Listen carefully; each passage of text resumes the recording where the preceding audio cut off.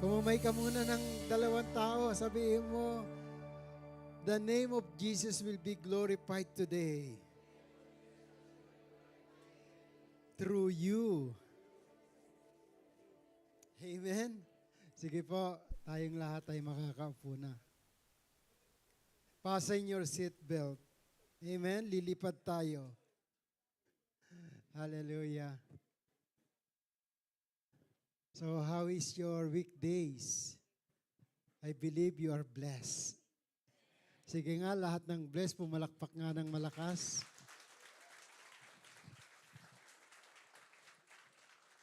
At lahat ng pagpapalain, itong mula Monday hanggang Saturday, pumalakpak pa ng mas malakas. Praise the Lord. Sige, basahin muna natin ang Isaiah chapter 40. Isaiah 40 verse beginning 5 hanggang 10. Okay? The splendor of the Lord will be revealed, and all people will see it at the same time, for the Lord has decreed it. Verse 6, kayo po.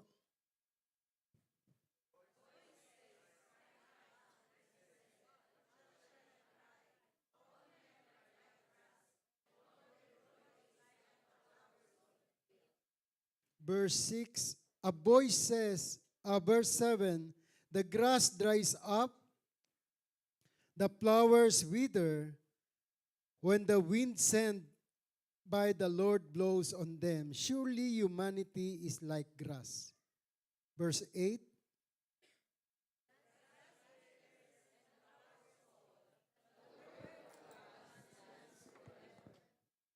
verse 9, go up on a high mountain, O herald Zion, shout out loudly, O herald Jerusalem. Shout, don't be afraid, says to the town of Judah, here is your God. Verse 10, sabay-sabay tayo. See, the sovereign Lord comes with power, and his arm rules for him. See, his reward is with him, and his recompense accompanies him. Glory to God. Hallelujah. So, para itong ano natin, January, ni-rebuild sa atin ng Lord actually what is going to happen in 2025. At itong January pa lang, nakita na natin yung nangyari dito sa California.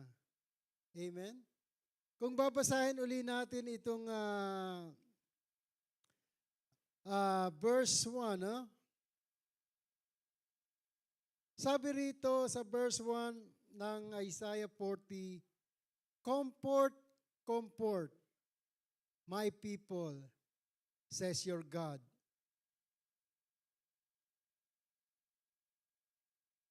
Itong beginning na ito, in January, grabe ang nangyayari. Actually, yung mga wars and rumors of wars, grabe yung mga tao talagang parang baliwala na lang eh. Parang normal na lang. Amen?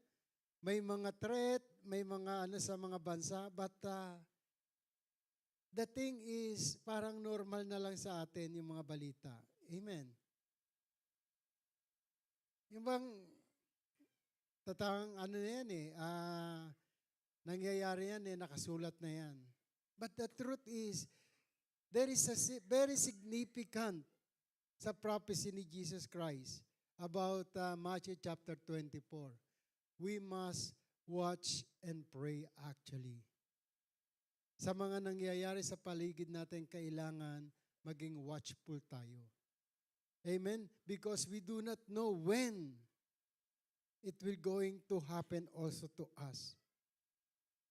Yung mga tsunami na dinaanan ng maraming bansa, hindi sila prepared doon.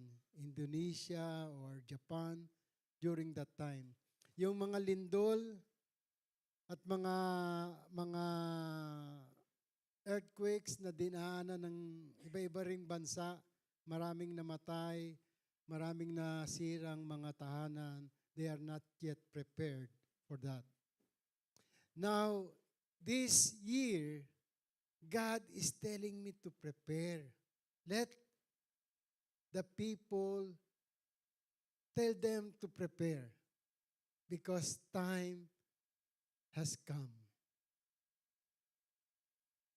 Nakakatakot ba? Bakit seryoso kayo? Totoo yun, ano?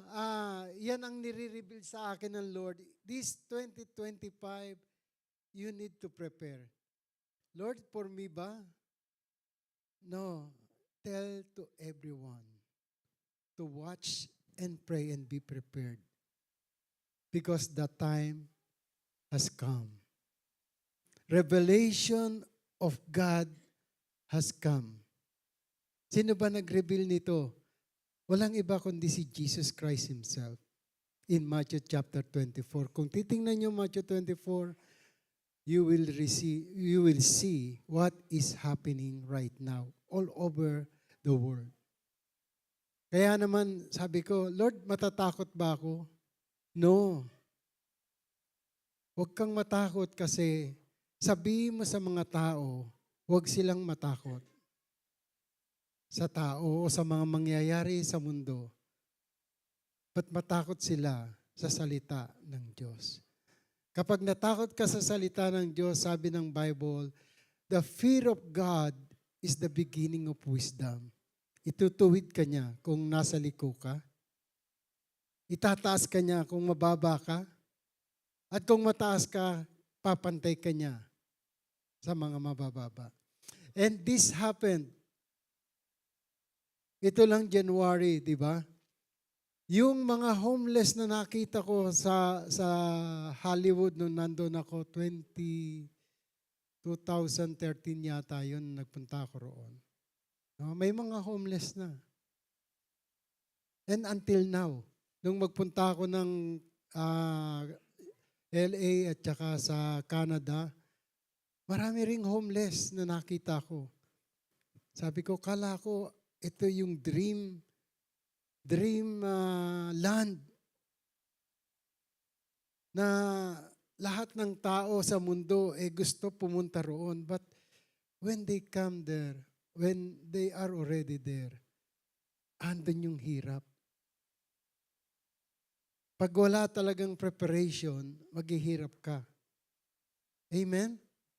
Kaya nung nakita ko roon, no, sabi ko, Lord, pare-parehas lang pala ang buhay sa mundo.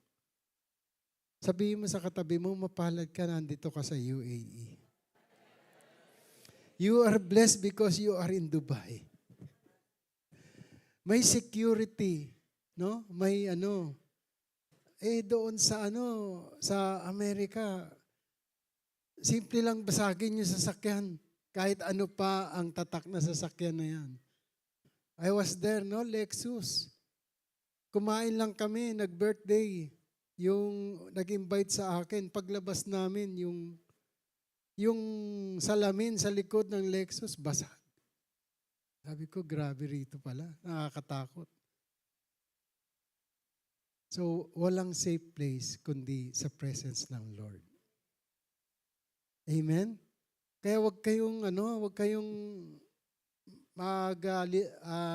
liliban sa mga pagtitipon like this. Yung mga cell group nyo, yung life group nyo, or whatever group you may say about that. No? Wag nyong kaliligtaan na magkaroon kayo ng palakasan. Kailangan kasi magpalakasan tayo while this is happening around the world. Walang safe place kundi sa place ng ating Panginoon. Amen? Amen. Kaya yung Amerika, yung Hollywood na yun, no, yung mayayaman na nakatira roon from the mountain, at yung mga mahihirap na homeless, now they are the same level. The level ng Lord. They're both homeless. They're both hungry. they're both looking for help. So, lahat ng meron tayo, hindi natin pwedeng ipagmalaki sa Lord. Amen? So, let's go to our text. Ang title na nilagay ko rito is The Hour Has Come. Naging na ako, no? The hour is come, or the hour has come, to glorify the Father and the Son. John chapter 17, 1-5. By the way, yung team natin for the whole month of January is, ano ba yan? The glory of God revealed. Yan yung nasa Isaiah chapter 40, verse 5. Now, verse 1 of John 17.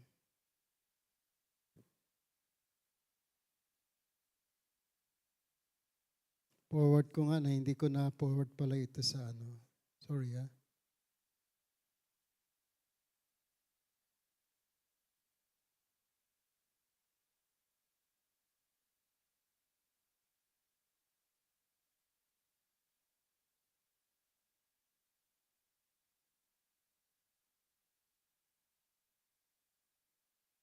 Okay.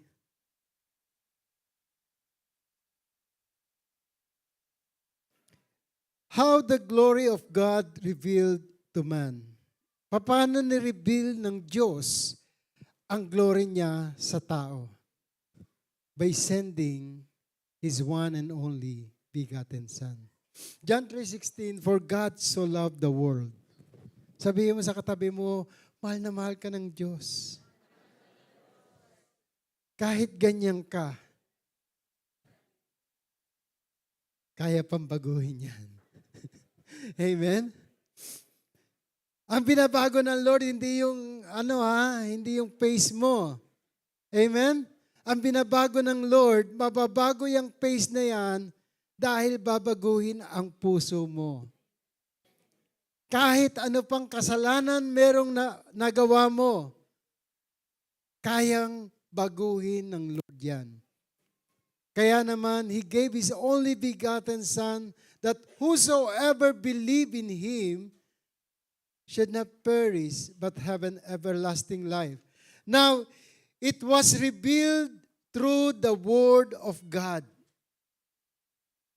Yung glory ng Lord was revealed through the Word of God because John 1:1, in the beginning was the Word, and the Word was with God, and the Word was God. And John 1:14, this Word became flesh. Kaya yung salita, na-glorify ang Diyos dahil ito ay lumakad dito sa mundo kasama ang mga tao.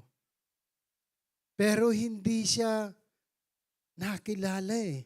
Kasi ang gusto ng tao, yung magliligtas sa kanila, yung magiging hari, ang suot, nakaterno or nakasuot.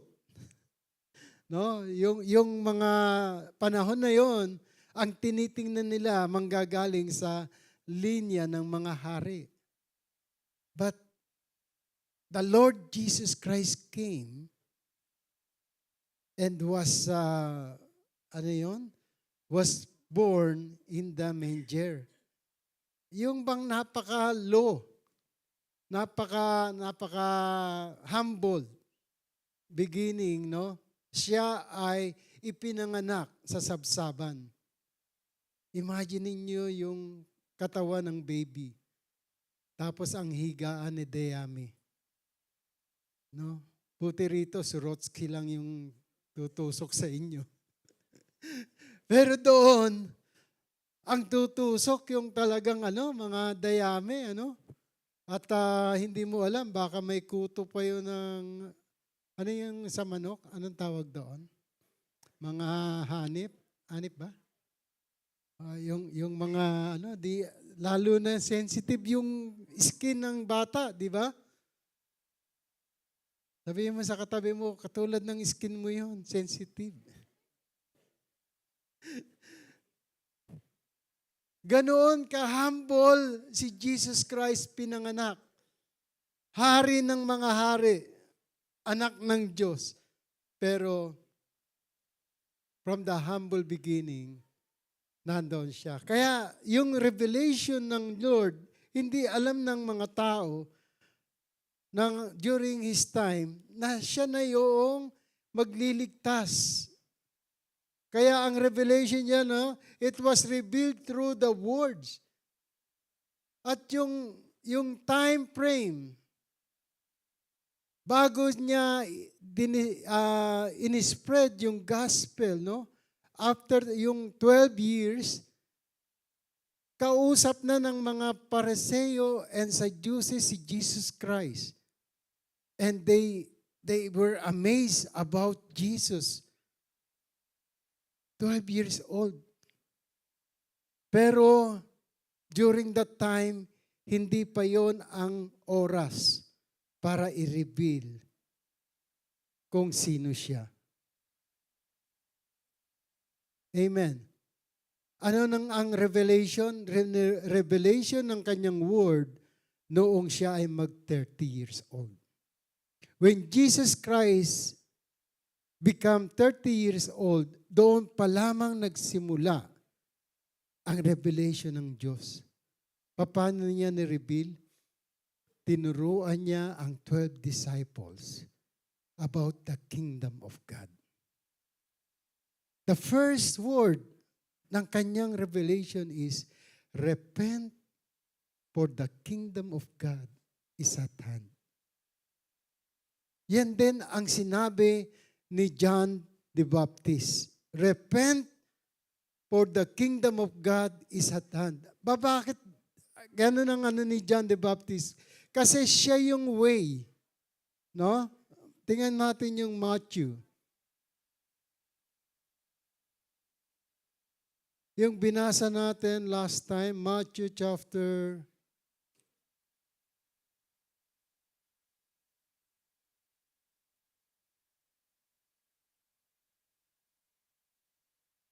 Nasaan na ba siya? Sorry.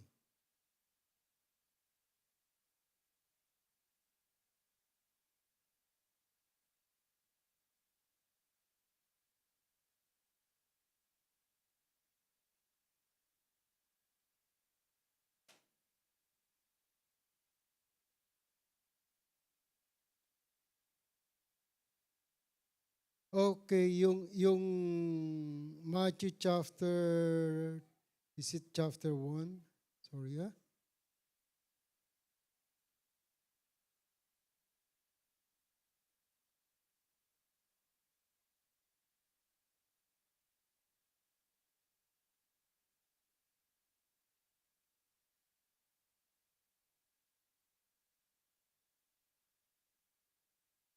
Okay, sorry.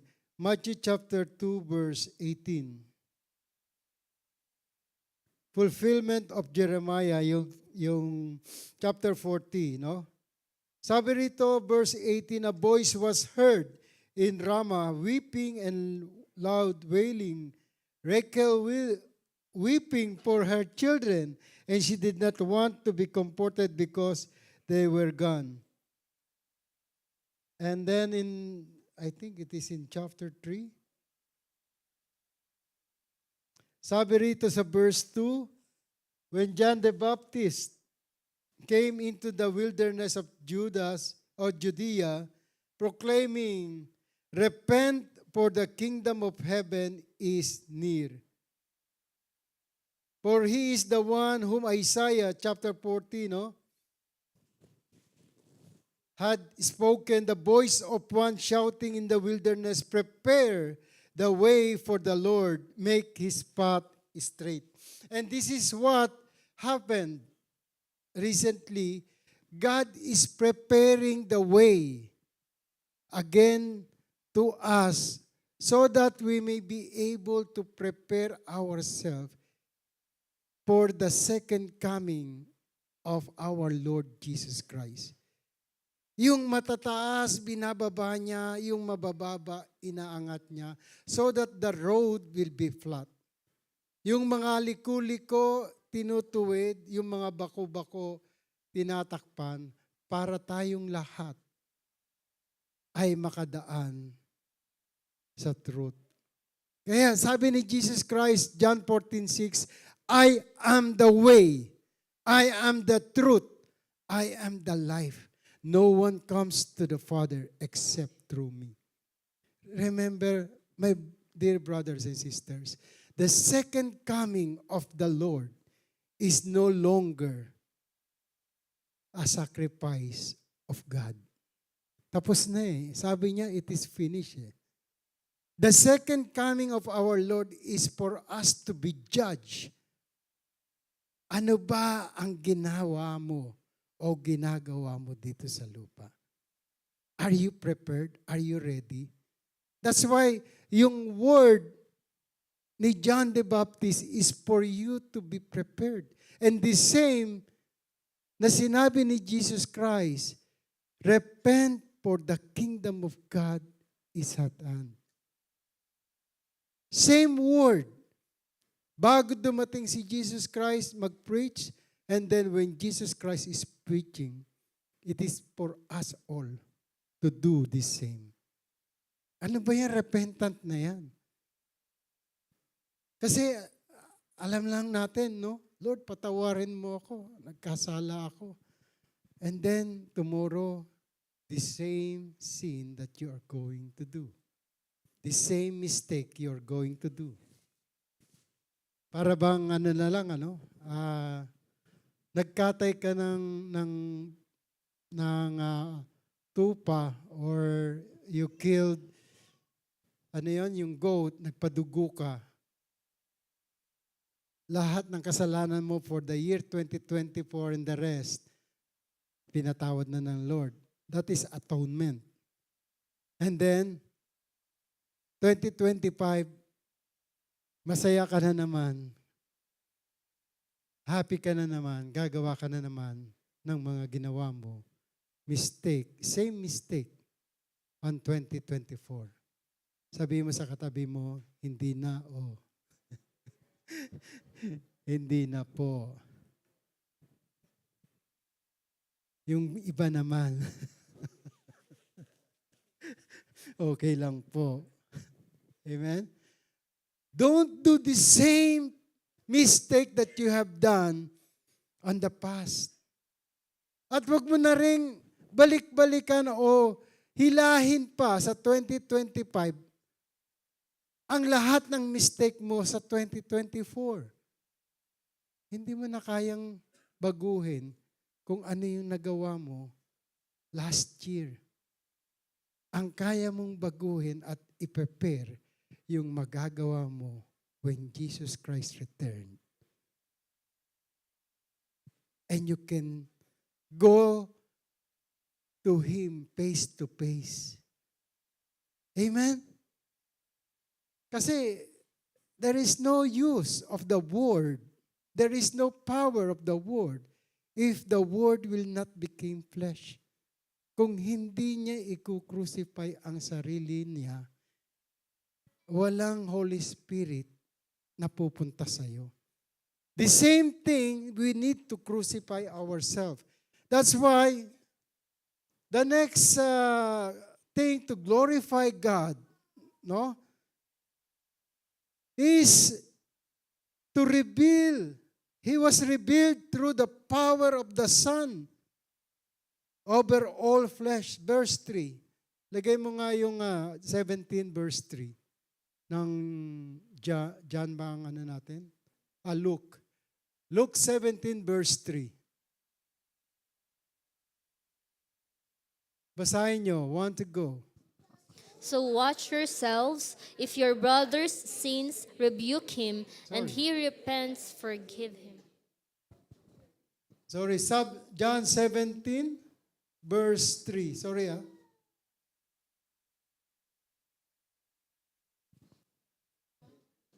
Now this is eternal life, that they may know you, the only true God, and Jesus Christ, whom you have sent. So this is the revelation of God.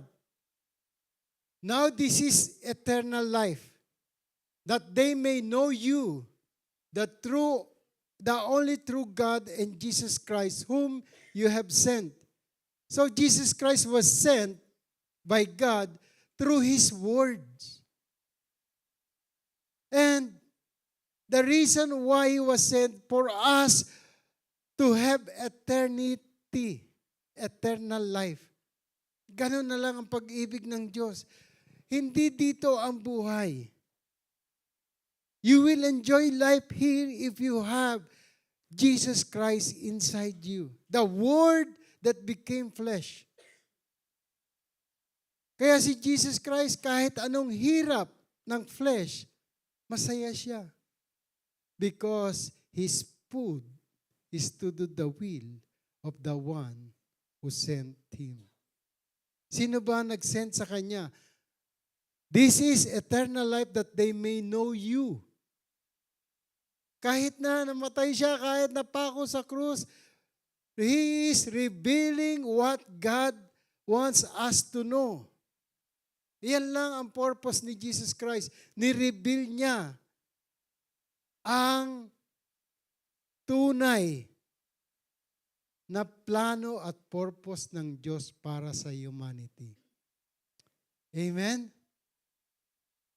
Sino rito gusto ng eternal life? Yung bang hindi ka nakakain pero busog ka? Hindi ka matutulog pero hindi ka puyat? Oh, yung malakas ka, hindi lang physically, mentally, emotionally, financially, spiritually. Sino gusto nun? Yan ang eternal life. Sabi nga ni Jesus Christ, when you pray, say, Father in heaven, hallowed be thy name, your kingdom come here on earth as it is in heaven. So hindi ka na yung bang mangangarap na, Lord, batayin mo na ako. Hirap na ako. No. Pag pinatay ka, saan ka pupunta? Kunin mo na ako, Panginoon. Napanood niyo ba yung TV na, o yung sine na umiiyak? Bakit mo ako iniwan? Tinadyakan siya, tapos, sino nagtulak sa akin? Sana sinama mo na ako. Iyak ng iyak. Bakit mo ako iniwan? Nasa living, may biglang, sumama siya sa taol. Sino nagtulak sa akin? Nagalit.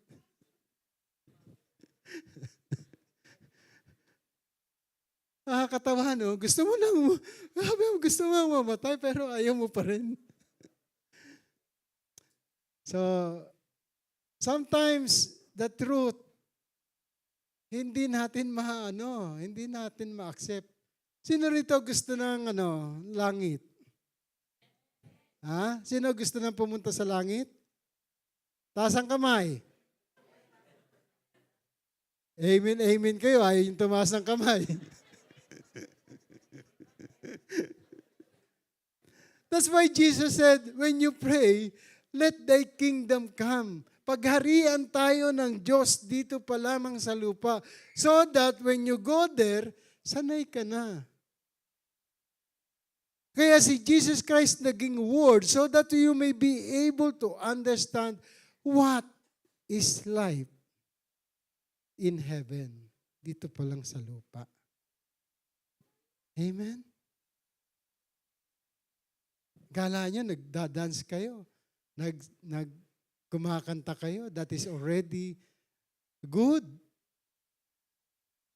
Kala natin, yun na yung recipe papuntang langit. Well, that is not bad. Actually, purihin natin ang Panginoon dito pa lamang sa lupa. But, it is only one thing for us to do the will of the Lord. Difficult eh. Why? Yung salita niya, hindi mo alam eh.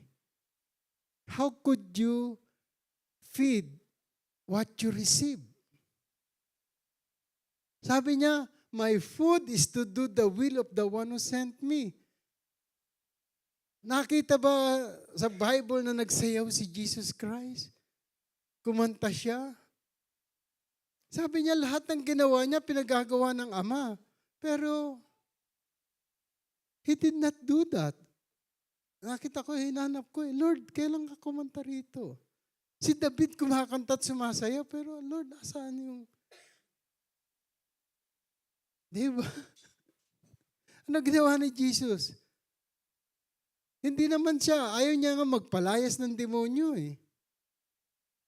May mga demonyo, no? Doon sa synagogue, nagwawala. Sabi niya, tumahimik ka. Huwag mong i-reveal kung sino ako. Sabi sa demonyo, tumahimik ka. Kasi sabi ng demonyo, we know who you are. And Jesus said, no. Diyan ka lang. Lumayas ka dyan sa taong yan. Mabuti na lang yung tao hindi lumayas. Demonyo lang ang lumayas. Dito sa deliverance, walang lumalayas na tao. Amen. Tanungin mo ngayon katabi mo, lalayas ka ba? Sasama ka ba? Ang pinapalayas natin dito, espiritu ng demonyo. Amen. Hindi yung espiritu ng tao. Yung iba kasi, pag pinapalayas, sumasama. Sabi mo sa katabi mo, hindi ikaw yun. Huwag ka sasama ron. Amen. Baka kung saan ka dalhin noon. Amen. No, the truth is, Jesus Christ came here to reveal the eternity. No? Ang gusto ng Lord, i-reveal niya kung sino siya at kung ano yung plano ng Diyos para sa ating lahat. It was revealed through the power of the Son over all flesh. Kaya yung kahinaan ng flesh natin, when the Word is there, nire-reveal ng Diyos. Kaya pag pinapalayas yung demonyo, no, yung flesh is weak, pero yung espiritu nagmamanifest, hindi ikaw yun. That is the spirit that comes from this world. Kaya nagwawala. Bakit? Ayaw iwanan ng mundo. Pero ang Lord, nung ma-crucify siya, pinakita sa atin, yung flesh na yan, profit nothing. John 6:63. The flesh profit nothing. The words that Jesus Christ has spoken, they are full of spirit and they are life. Kaya nga, sabi niya, the life begin with the Spirit of God. Amen? Number 3, revelation, it was revealed by completing the work of Jesus Christ on the cross. By the way, yung power, revealed through the power of the Son, it is the authority. Tingnan na natin yung Matthew chapter 28, verse 18. Basahin natin, Matthew 28, verse 18.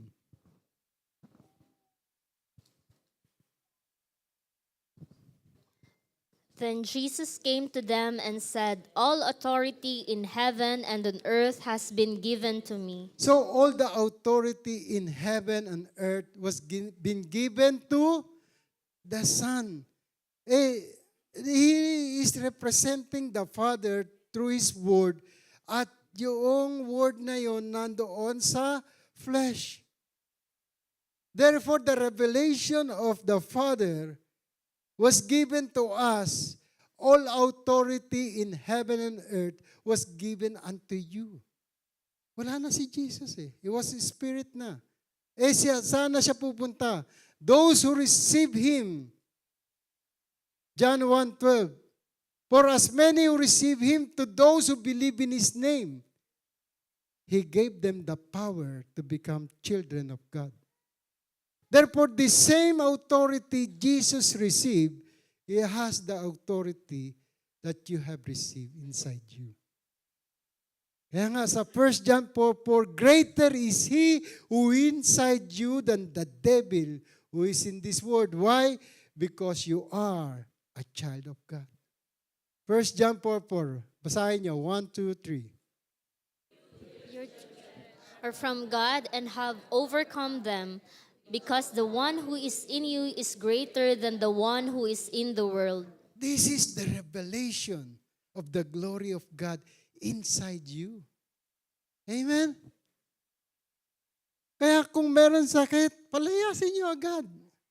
You have the power and authority. Kaya hindi, ang power and authority hindi lamang binigay sa mga disciples, hindi lamang sa mga pastor, hindi lamang sa mga pare, hindi lamang sa mga imam. No! The power and authority was given to you and to me. Being believer of the Word of God. Nakukuha nyo? Kaya, tingnan nyo ang Mark chapter 16:16. Hindi na yan binigay ng Diyos kung ikaw ay holy kuno. No. Okay? Basahin nyo. 1, 2, 3. Whoever believes and is baptized will be saved, but whoever does not believe will be condemned. Tanungin mo yung katabi mo ngayon, ikaw ba naniniwala? Nagpabaptize ka na ba? This baptism is not baptism of water only. You must be baptized by the power of the Holy Spirit. Jesus Christ was baptized by the Holy Spirit Himself. Why? Because the Holy Spirit is inside Him. Hindi siya iniwanan ng Holy Spirit. Actually, testing mangyayari rin sa atin o nangyari na sa atin. No? Saan? Sa wilderness. Before Jesus Christ started His ministry, He was tested for the lust of the flesh, the lust of the eyes, and the pride of life. That three, napagtagumpayan niya. Pero hindi siya iniwanan ng demonyo because he was still in the flesh. In Matthew chapter 4, makikita natin, nilagay o dinala si Jesus Christ sa wilderness to try. But hindi siya nagtagumpay. Si Satan, ginamit niya ang Word of God, pero hindi nagtagumpay si Satan. Remember, hindi magtatagumpay kahit na si Satan sa buhay mo because you know the Word of God.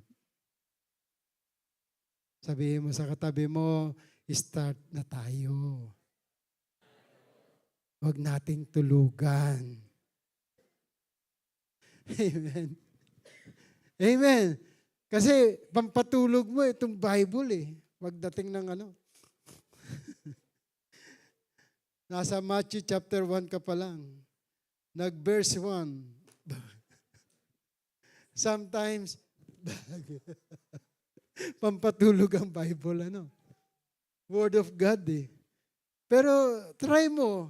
Manood ka ng mga movie. Korean series. Chinese series. Mapupuyat ka. Kahit 2:00 na, nanonood ka pa rin. Madaling araw. Sabihin mo sa katabi mo, aminin.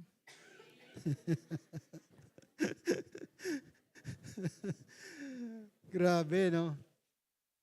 Pero totoo yan. Real talk tayo. Nakakaantok talaga ang Bible kapag walang Holy Spirit. Kasi ang teacher mo dyan is the Holy Spirit. And the power of the Word is in the Holy Spirit. That's why in Mark 16:16, tingnan nga natin ulit. Whoever believes and is baptized will be saved. But whosoever does not believe will be condemned. Wow. Sino mga naniniwala? Tingnan ko nga kung makakapagpak ng malakas. Yung mga pumapalakpak ng malakas, kita sa langit yan. Because they believe that even though they did not see God, God sees you. O yung papalakpak ng malakas. Live tayo ngayon. Hindi sa FB, sa langit. Amen. Alam ng Lord kung ano ang puso mo. Kaibigan kapatid, ang binabago ng Diyos, yung sisidlan. The reason why the Holy Spirit will come upon you kapag malinis ang puso mo. Amen? So number 4, how to He revealed Him to us. Sabi rito ng verse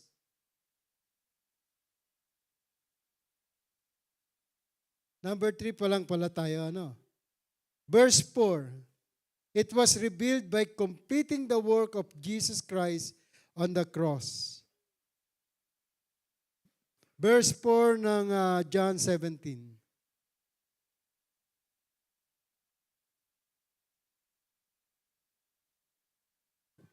Ayan, basahin nga natin. Want to go?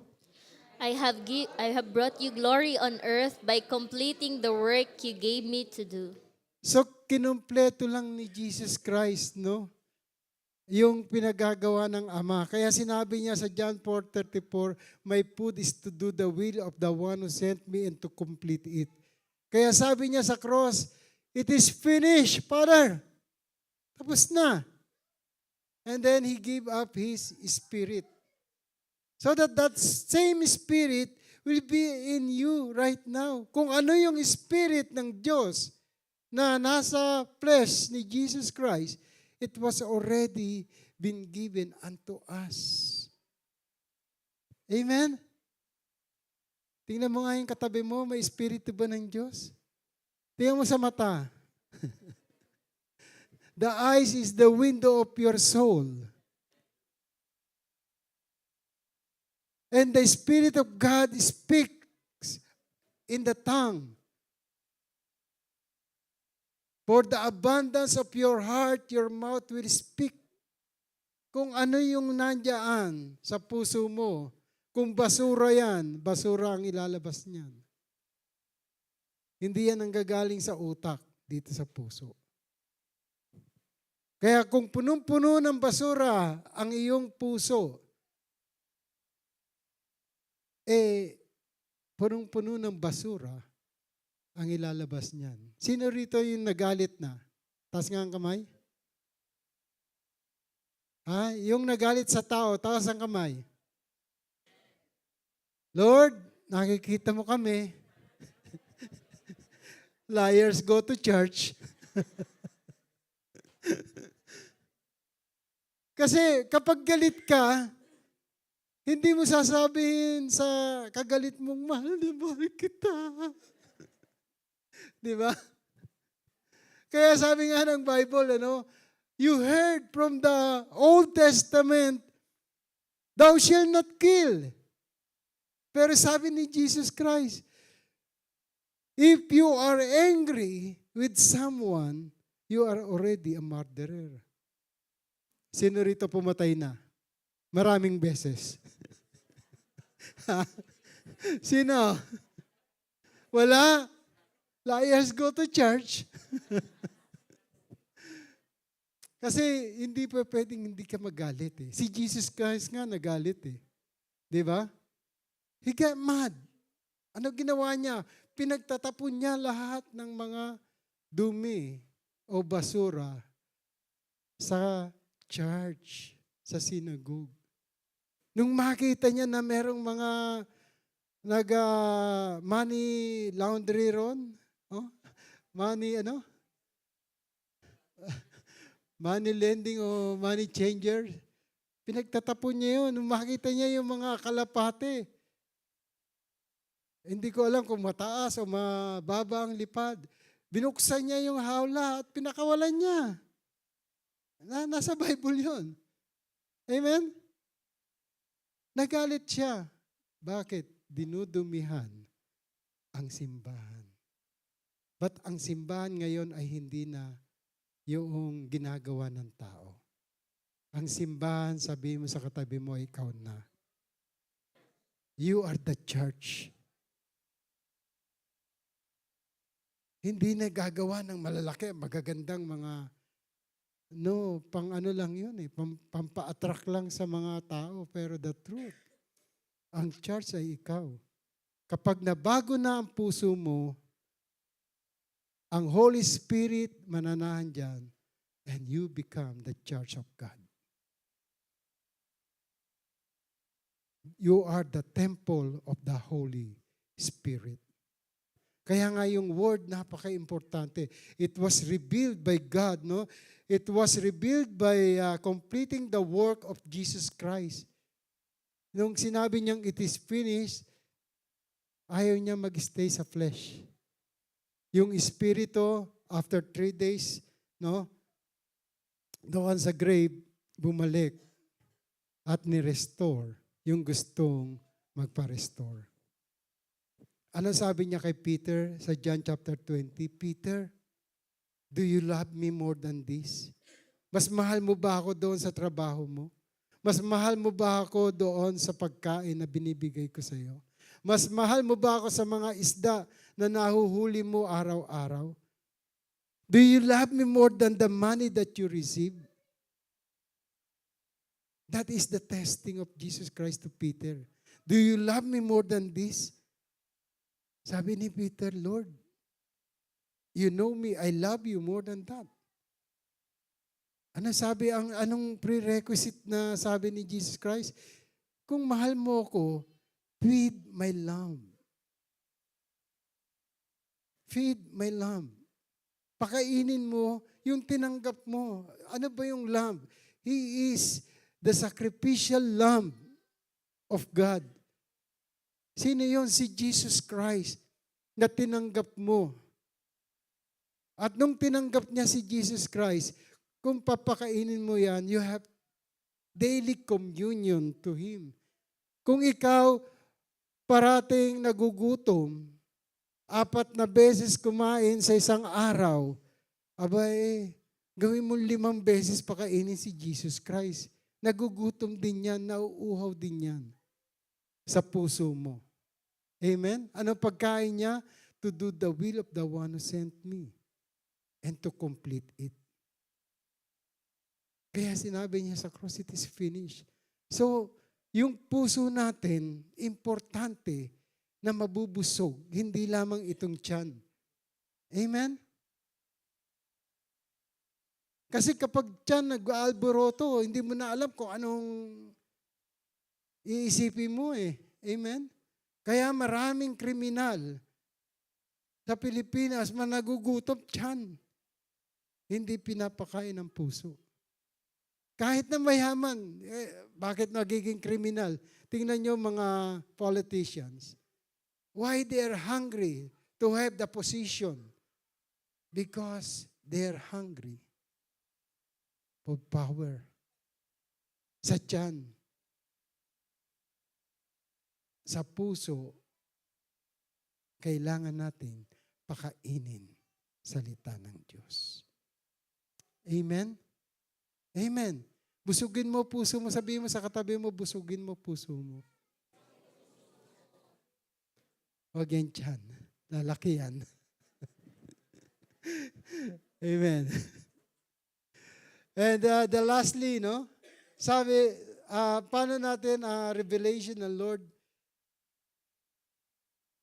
is He revealed by promise eternal life to all who believe in the Son. Tingnan natin yung verse 5 ng John chapter 17. Basahin nyo nga. And now, Father, glorify me in your presence with the glory I had with you before the world began. Before the world began, Jesus Christ was there. Balikan natin, in the beginning was the Word, and the Word was with God, and the Word was God. In Genesis chapter 1, God created the heaven and earth. So before David before Moses, before them, Jesus was there with God.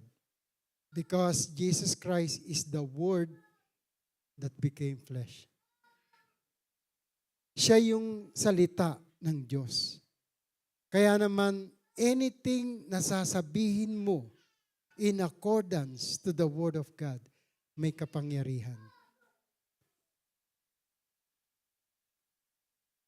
The reason why nangyayari yung mga answered prayer because you are praying to God. Pangako niya yun, Jeremiah 29:11, "For I know my plan for you, plan to prosper you and not to harm you, plan to give you hope and a future." And in Jeremiah 29:12, "If you ask me, I will listen." Basahin nyo nga, Jeremiah 29:12. Then you will call upon me and come and pray to me, and I will listen to you. Kapag nagpe-pray ka, kala mo walang nakikinig? Meron. Kahit nasa toilet ka lang, kahit bumubulong ka, the Lord is listening to your heart. Kung ano yung nasa puso mo, Lord, hirap na ako. Kunin mo na ako. Babatukan ka ng Lord. Pag kinuha kita, saan ka pupulutin? Ang dami mo pang kasalanan. So, bibigyan ka pa ng testing. Sige anak, try muna, try. Hindi ka agad. Huwag ka magpe-pray ng ganun, nahihirapan ka. Lord, hirap na ako. Pray mo na ako. Hindi pa finish ang Lord sa'yo. Amen? Kaya ka lumalakas because of the power of the Holy Spirit. When you call, sabi niya, He will listen. Pag hinanap mo siya, verse 13, anong sabi niya? Verse 13, basahin niyo. You will seek me and find me when you seek me with all your heart.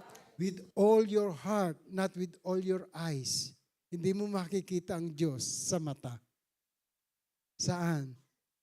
Spiritual eyes sa puso. Amen? Amen. Kaya yung revelation ng Lord through Jesus Christ, the Son of the living God, diyan, makikita mo, Lord, paano ka ba nabuhay? Then, umpisa mo sa Matthew hanggang sa John. Yung four gospel, makikita mo, ganito ka pala, nabuhay. And then, gusto mong ma-check. Tingnan mo yung Old Testament kung paano siya pinapisay. The 66 books of the Bible represent the Word of God. Through Jesus Christ, it is the completion of the prophecy of the Old Testament. The New Testament is the prophecy of Jesus Christ for our generation. Ang generation na ito, sa atin ngayon, ni-reveal ang muli niyang pagbabalik. Kaya nga, the Son of the living God was revealed through the Word and through the cross. Pero tandaan natin, hindi yung birth ni Jesus Christ ang nagsimula ng year 2000. Year 2000, the last revelation started when we received salvation. Salvation began when Jesus Christ resurrected.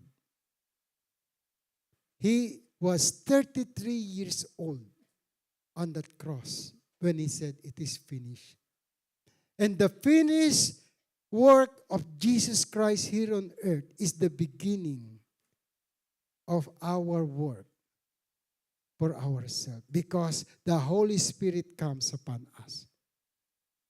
Hindi na si Jesus Christ babalik ng flesh. He will come back the same Spirit when He was taken from the crowd. Sabi ng angel sa mga nakatunganga, nag-aantay doon na nakatingin kay Jesus Christ nung siya ay kinuha, no, nung siya ay pumunta na sa langit. Sabi ng mga angel sa kanila, sinong tinitingnan niyo dyan? Kung paano siya pumunta sa langit, ganun din siya babalik dito sa lupa. And the second coming of our Lord is very dangerous if you are not prepared. Because He will be the judge. He is no longer the Savior. Hindi na siya magiging advocate. Ang advocate nyo ay ang Holy Spirit na nasa inyo ngayon. The advocate is inside you, in your heart. And that is the Holy Spirit. Kaya nga sabi ni Jesus Christ, John 14:17, pakibukas nga yan. John 14:17, sabi diyan, the Spirit of the truth, the word cannot accept. Resist him or know him, but you know him, for he lives with you and will be in you. Ano yung Spirit na yan? Sa verse 16, sa unahan yan, John 14:16, and I will ask the Father. Give you another counselor to be with you forever. He will give you another counselor. Ano yung counselor? Abogado. And that is inside you right now. Kaya makikita mo pag nagkakamali ka or nagkakasala ka, akala mo conscience. No. It is the Holy Spirit that you receive. The Word of God that gives you conscience about the kingdom of God. Nakuha nyo? Kaya pag nagkakasala ka, no, sasabihin mo pa, kakanta ka, gusto kong bumait, pero di ko magawa. Gusto kong bumait, pero di ko magawa. The truth is, the advocate is fighting for you. Because the world, the devil, house. Itong mundo na to, andito ang espiritu at mga anghel ni Satanas. But remember, the angel of God is 2/3. Yung nagrebelde sa kanya, 1/3 lang. Pero malakas ang impluensya because we are in the world. We are in the flesh. Amen? Kaya kailangan natin maging matatag by the Word of God. The power and authority has been given to you and to me. Gamitin natin. Amen? Sabi ni Jesus Christ, ask anything in my name, John 14:14, siya ang gagawa. I will do it. Ang kailangan lang natin talaga mag-ask. Mag-seek through our heart. Hindi ng mind, no? Heart. Puso sa puso. Amen? When David sinned, Nathan came to him and he said, David, what are you going to do with the man who sinned against God? Sabi ni David, yung nasa puso niya, ganito ang gagawin. Sabi ni Nathan, ikaw yung sinasabi ko. Kaya naman, nag-burst si David at umiyak. Ang sabi, Lord, create in me a clean heart. Narumihan yung puso niya nung magkasala. He is already in the position, the highest position of a king. Powerful. Every word that proceeded out from his mouth, yung mga constituent niya sumusunod. That is God. Sinusunod, may takot. Pero nagkasala si David. The heart that he has, narumihan. And God is revealing today in your heart and in my heart that if your heart is dirty, then the Holy Spirit will not come into that heart.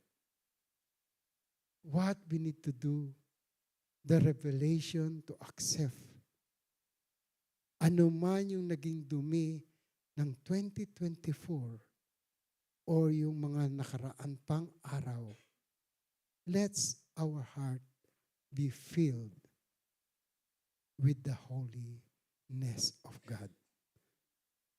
Iwan ko sa inyo, isa pang talata. Sabi rito, sa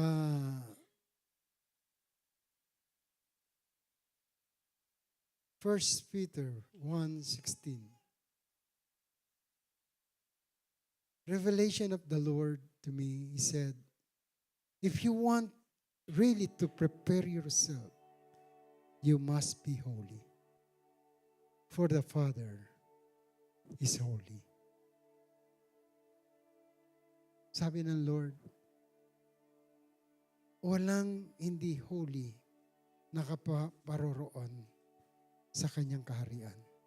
Kaya nga si David, kahit napakalaki na ng posisyon niya, napakataas na, and then nasa kanya na ang kaharian dito sa mundo, he surrendered himself. Lord, create in me a clean heart.